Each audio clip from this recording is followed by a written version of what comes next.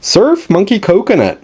So, quick update, and I was on the fence on whether or not I was going to share this, but there's a comment in one of the YouTube videos by a viewer who asked me to kind of go over the potential downfalls and problems that you would have in the growing process.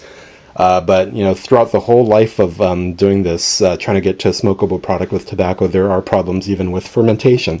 So in that time, I mentioned in the previous video that I took out the Virginia leaves for my own reasons.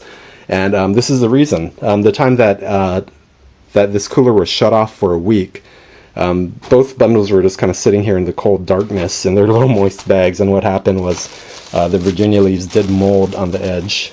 And I know that this camera doesn't do good macros, so I'm going to try to hold it out as close but still in focus. But you can see here there's a little green discoloring, and then there's some white mold kind of around the zip tie here.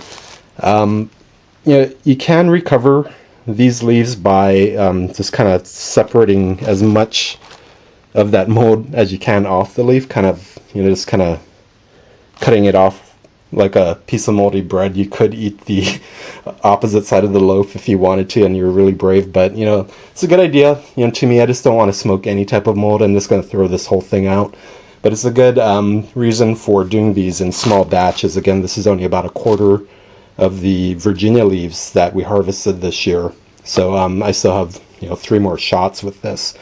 That's goes with everything else for home fermented tobaccos. It's done in small batches, and if you run into any problems, no big loss. You can always try again. Just want to kind of show that it is one thing that can happen with fermentation, but again, you wouldn't necessarily have it just sitting in a cold, dark cooler in the first place. You always want to have that heat source on until it's finished fermenting, and you'd have a truly stable leaf at the end of that.